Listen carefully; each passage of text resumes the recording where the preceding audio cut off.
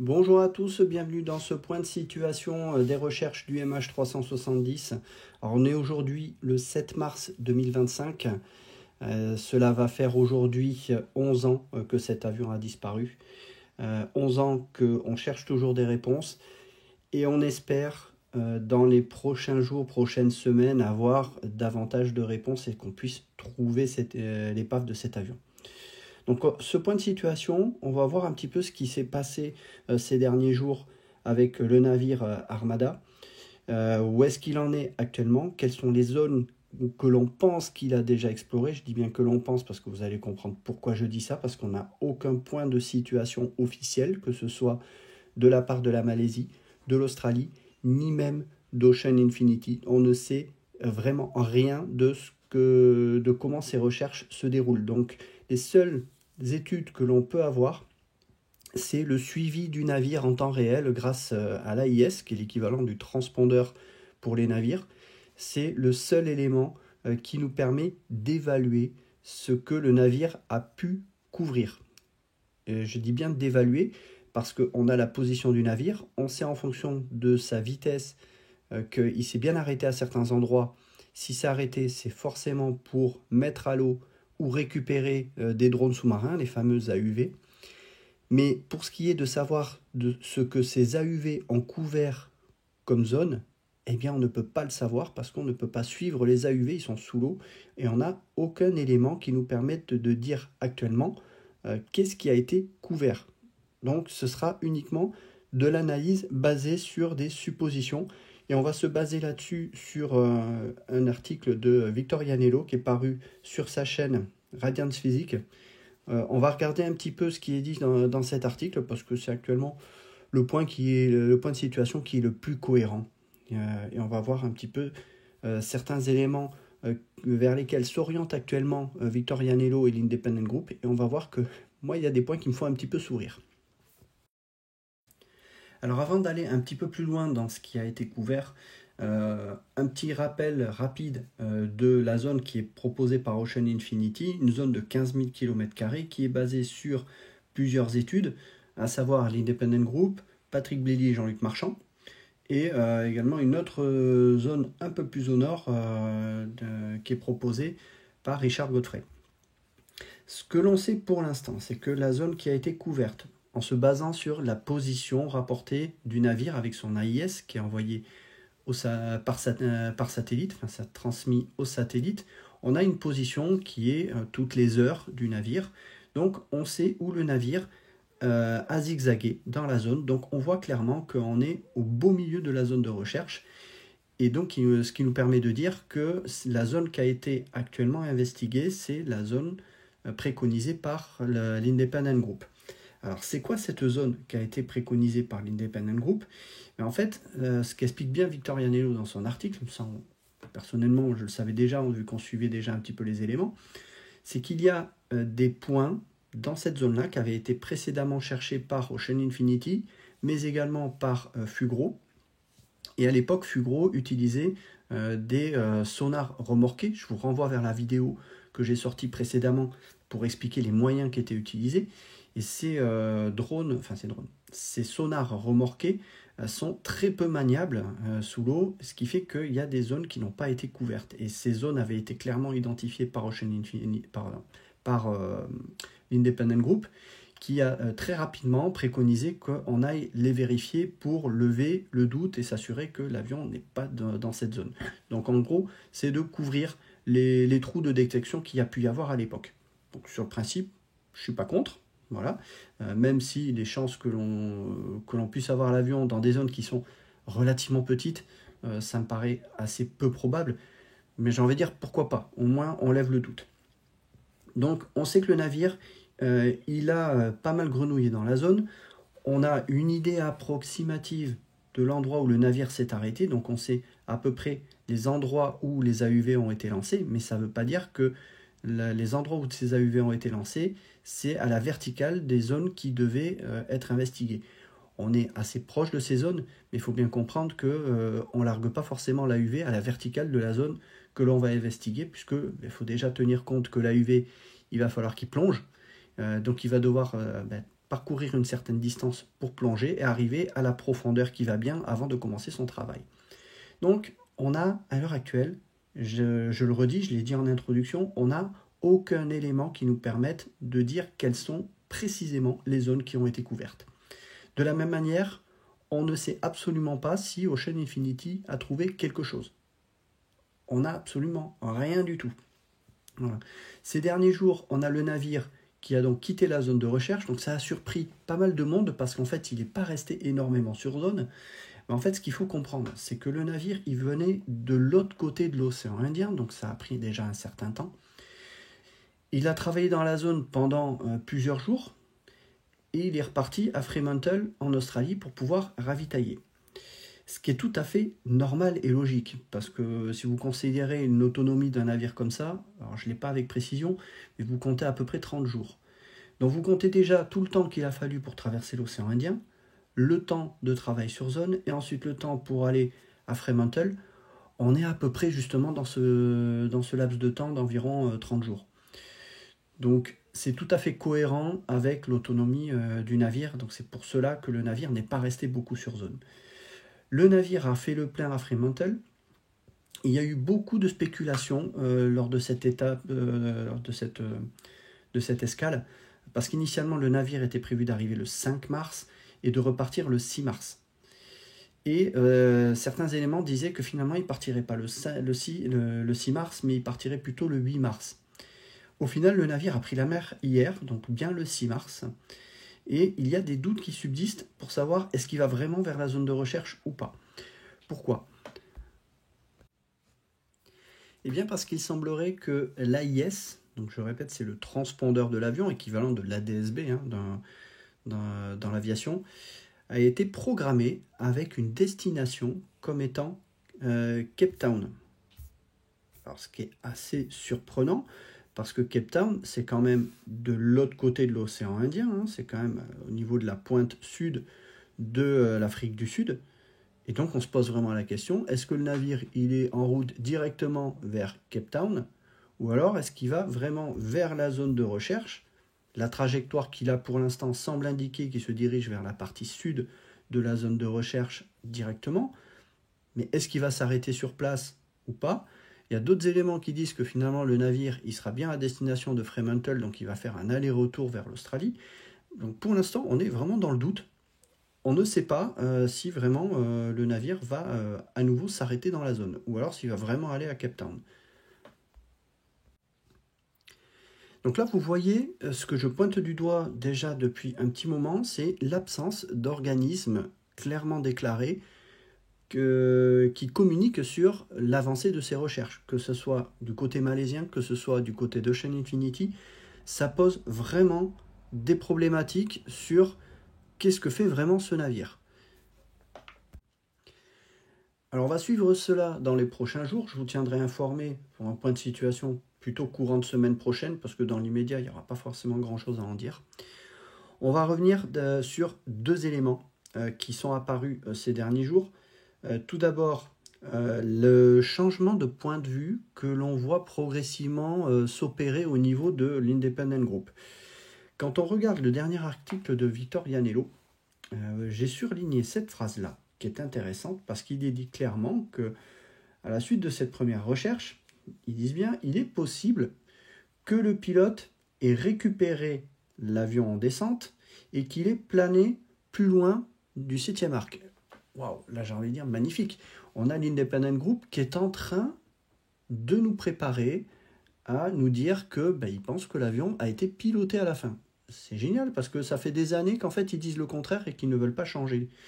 Et ce qui est encore plus intéressant, c'est ce que l'on observe un petit peu plus loin. Hein. Donc, ils considèrent une zone de planée de 70 nautiques. Alors ça, c'est hyper intéressant parce que clairement, un plané de 70 nautiques, c'est impossible que ça puisse s'opérer avec personne aux commandes. Donc ça veut dire qu'il y a quelqu'un qui pilote l'avion. Et là, l'Independent Group est en train de changer, on va dire, son disque et de se dire, tiens, peut-être bien que c'est le cas. Alors c'est pourquoi je voulais vous montrer ça, parce qu'il y a un petit détail qui, moi, m'a sauté aux yeux quand j'ai lu ça, 70 nautiques, pourquoi 70 nautiques? D'où est-ce qu'ils les sortent? Donc vous avez le grand cercle, enfin cette espèce de patatoïde en noir qui est décrite et qui va donc plus loin que la zone que prévoit Ocean Infinity, qui est la zone que l'on voit en rouge. Hein. Voilà, ces petits carrés, les rectangles rouges. Donc ça va beaucoup plus loin. Donc ce que l'Independent Group est en train de proposer, c'est d'élargir la zone de recherche avec un plané. Mais dans cette ligne-là, il y a des choses qui moi, me dérangent. Je ne suis pas du tout d'accord avec ce dessin. Je vais en parler dans un deuxième temps. Je reviens sur ces 70 nautiques. Pourquoi 70 nautiques? Eh bien, si vous regardez l'étude de Patrick Blely et de Jean-Luc Marchand, il y a 2 profils de descente. Le profil de descente numéro 1, que l'on voit ici, la variante 1, regardez jusqu'à combien s'étend la distance.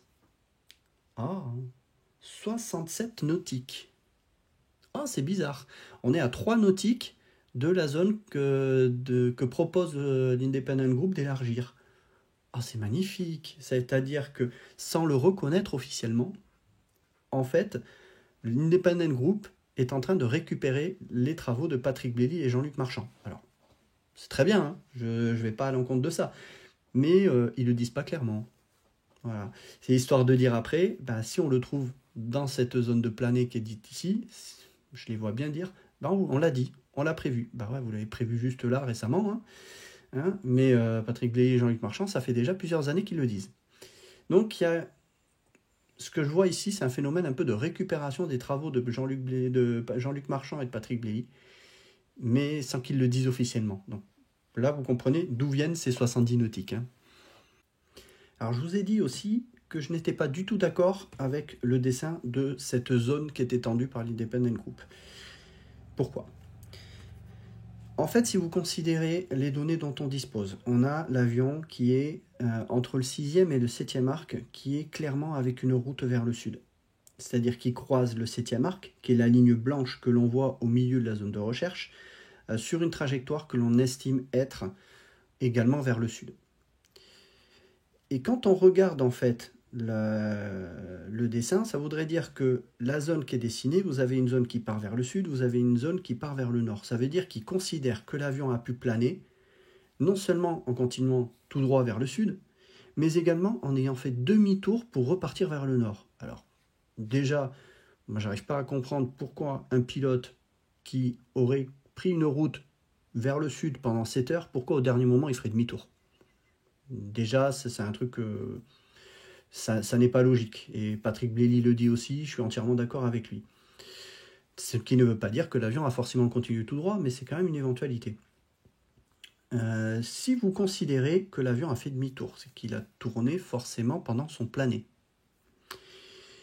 Et quand on regarde en fait la distance qu'il y a par rapport au 7e arc, si on continue tout droit ou si on fait demi-tour, on se rend compte que la longueur de la zone, elle est identique que l'on aille vers le sud ou que l'on aille vers le nord. Et ça, c'est complètement impossible dans le cas d'un plané. Si vous avez un avion qui est route au sud, au niveau du 7e arc, ça veut dire qu'il va devoir faire demi-tour. Il va utiliser une part de son énergie potentielle, donc son altitude, pour faire demi-tour. Ce qui veut dire que la distance qu'il va parcourir au final ensuite, elle sera plus faible s'il a une route vers le nord que s'il va vers le sud.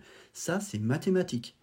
Si vous regardez un plané, si je vous reprends le dessin de Patrick Blely et Jean-Luc Marchand, que j'ajoute grosso modo l'altitude à laquelle pourrait être l'avion lorsqu'il a fini son demi-tour après le 7e arc, vous vous rendez compte qu'il devrait être à peu près aux environs, c'est une estimation, du niveau 230. Ce qui veut dire qu'il ne peut pas avoir plané sur 70 nautiques s'il a fait un demi-tour vers le nord. Donc déjà, le dessin qui est proposé par l'Independent Group, je ne suis pas du tout en accord avec ça.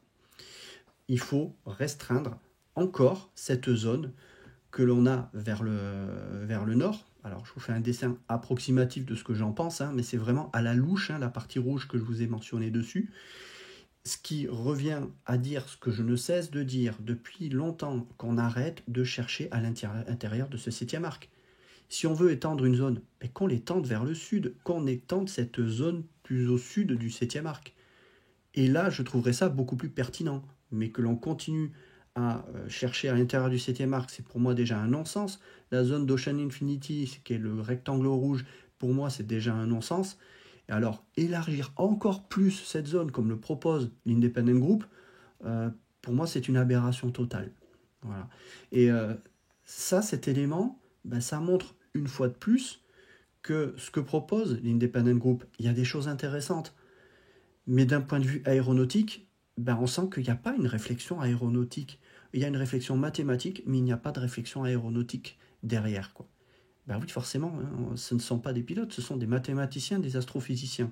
Donc ils savent très bien travailler avec des chiffres, mais au bout d'un moment, il faut remettre un peu d'aéronautique dans tout ça. Donc voilà, cette zone, je ne suis pas du tout en accord avec ça. Alors, on va maintenant s'intéresser à un témoignage qui nous est rapporté par Richard Godfrey, qui a été rapporté il y a 2 jours sur YouTube. Un témoignage qui, quand on a pris connaissance, dire nous connaisseurs du MH370, ça a fait l'effet d'une bombe. Parce qu'on a un témoignage qui est apparu là brusquement, c'est-à-dire presque 11 ans plus tard, d'un pilote qui aurait peut-être vu le MH370 au-dessus de l'océan Indien cette nuit-là. On va écouter ce que nous indique Richard Godfrey dans ce qu'il nous a annoncé il y a 2 jours. Yes, Captain Martin Smith was the pilot of a flight called EK 407 from Melbourne to Dubai on the night of the 7th of March 2014. And he was crossing the Indian Ocean. It's usually a relatively quiet period for pilots. But he then observed the navigation lights of an aircraft, and it didn't have its transponder on. Donc pour traduire, pour ceux qui maîtrisent moins bien l'anglais, ce que Richard Godfrey nous indique, c'est que visiblement un pilote de la compagnie Emirates l'aurait contacté, donc on a son nom, hein, et que ce pilote indique avoir croisé un avion cette nuit-là, avec les lumières allumées, mais que cet avion n'avait pas de transpondeur puisqu'il n'apparaissait pas sur le TICAS. Que le pilote aurait demandé des informations au contrôle aérien australien, qui lui aurait indiqué qu'il n'avait pas d'autres avions dans le secteur, qu'il n'y avait que le vol Emirates. Sachant qu'en plus le vol Emirates était autorisé entre 2 niveaux, c'est-à-dire qu'il pouvait monter librement lorsqu'il allait s'alléger, ce que nous explique Richard Godfrey. Hein. Donc il avait une clairance qui lui permettait de monter, mais on n'a pas plus de précision sur à quel niveau cet avion l'aurait croisé, ni à quelle distance. Donc on a un témoignage qui est assez flou. On ne sait pas précisément où était ce croisement. Ce que nous indique Richard Godfrey, c'est qu'on serait dans le secteur de Pipov. Donc vous voyez le point ici. Et que le vol Emirates était autorisé, était sur la route du point Mutmi, donc ce qui est assez proche. Donc si on regarde la trajectoire du vol Emirates et que l'on cale la trajectoire supposée du MH370 cette nuit-là, ça pourrait coller. Mais encore faut-il qu'on ait une information d'horaire qui soit plus précise, et pour l'instant, on n'a pas plus d'informations. Donc, ce que nous indique Richard Godfrey, c'est que lui, il travaille dessus pour voir si ça peut confirmer les informations avec sa méthode du WSPR. Selon lui, déjà, ça viendrait corroborer ces données du WSPR. Bon, je suis très sceptique sur les données du WSPR, vous le savez, hein, si vous suivez mes vidéos. Néanmoins, ce que je sais, c'est qu'il y a Patrick Blely et Jean-Luc Marchand qui investiguent ce témoignage pour voir si par rapport à leur trajectoire, est-ce que ça peut coller. Mais pour l'instant, on n'a pas suffisamment d'éléments sur ce témoignage. Ce pilote n'a pas parlé publiquement et on ne sait pas exactement à quelle heure précisément a eu lieu cet événement, cette vision. Ce qui est assez étonnant, c'est qu'on ait un témoignage qui apparaisse presque 11 ans plus tard, avec pourtant un pilote qui a fait un report au contrôle aérien australien, et bizarrement, il n'y a rien eu de la part du contrôle aérien australien pendant tout ce laps de temps pour dire attendez, on a peut-être un pilote qui a vu quelque chose, ce qui aurait pu être hyper intéressant. Et bien bizarrement, on n'a rien eu. on n'a aucune information. Je n'ai jamais vu passer une telle information depuis la disparition du MH370. Et ça m'étonne un peu que personne n'ait percuté par rapport à ça cette nuit-là. Alors pour ce qui est des enregistrements du contrôle aérien cette nuit-là, il ne faut pas se faire d'illusions, hein. Les fichiers légaux sont enregistrés pendant une certaine durée. Aujourd'hui, les retrouver, ce serait quasi mission impossible. Néanmoins, Richard Godfrey nous donne un petit détail qui pourrait être intéressant pour vérifier justement ce témoignage. C'est que le pilote, une fois posé, aurait rédigé un rapport, ce qu'il appelle un near miss. Dans le jargon, on appelle plutôt ça un ASR, c'est Air Safety Report, où le pilote donc, mentionne qu'il a croisé un avion qui visiblement n'avait pas de transpondeur, mais pour qu'on en arrive à faire un near miss, il faut qu'il y ait quand même suffisamment d'éléments dessus. C'est-à-dire qu'il faut qu'il y ait un risque de collision. Donc, est-ce que le croisement s'est fait assez proche, ou est-ce que le pilote considère que parce qu'il n'y avait pas de transpondeur, c'était un risque et que le contrôle aérien n'était pas au courant, mais que comme il voyait visiblement des lumières, il y avait vraiment quelque chose. Je précise qu'on est de nuit quand même, donc évaluer les distances, c'est quand même beaucoup plus difficile. Néanmoins, ce genre de rapports sont archivés par les compagnies aériennes et il n'y a aucun doute sur le fait qu'il serait possible de contacter la compagnie Emirates et de savoir s'ils ont un rapport à cette date-là d'un pilote concernant un événement de ce genre.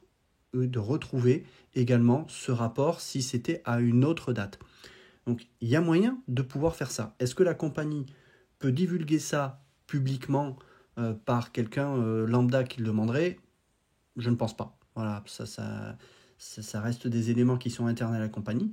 Néanmoins, il serait possible d'arriver à vérifier ça si on considère que l'on puisse contacter la compagnie Emirates et que la compagnie Emirates puisse collaborer pour vérifier cette information-là. Alors, autre élément qui est un peu évoqué par Richard Godfrey, c'est le fait de pouvoir analyser un peu plus en détail la trajectoire. Le problème, c'est que 11 ans plus tard, arriver à recaler correctement la trajectoire précise de l'avion à ce moment-là, ça va être très compliqué. Alors on me dirait, oui, mais il y a Flight Radar qui a les données enregistrées, donc on doit pouvoir retrouver la trajectoire de l'avion. Oui, sauf qu'il y a quand même une problématique qui va se poser par rapport à ça. C'est que déjà, est-ce que les données sont toujours conservées 11 ans plus tard sur le site Flight Radar? Ça, je ne suis pas un expert, je ne peux pas le confirmer. Mais il y a un autre élément qui me fait mettre potentiellement en doute les données qu'on pourrait récupérer, c'est que ces données de trajectoire que l'on a sur des sites comme Flight Radar sont utilisées via la DSB. Problème de la DSB, ça je l'ai déjà fait remarquer dans des vidéos précédentes, c'est que quand vous êtes au-dessus de l'océan, vous avez des zones qui ne sont pas couvertes. Alors vous allez me dire, mais oui, mais la DSB est suivie par satellite. Oui, la DSB est suivie par satellite depuis seulement quelques années, mais à l'époque du MH370, ça n'était pas encore le cas. Je vous renvoie vers la vidéo que j'ai faite justement là-dessus sur le suivi des avions en détresse où je détaille un petit peu tout ça.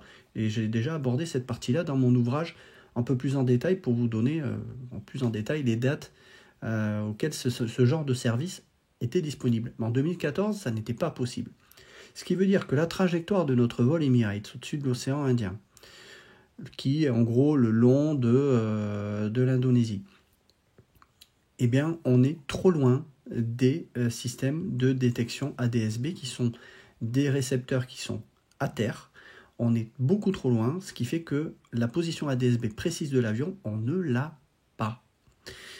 Donc, on n'a pas ces éléments-là. Les seuls éléments suffisamment fiables qu'on aurait, ce seraient les données du contrôle aérien qui éventuellement travaillaient avec la DSC.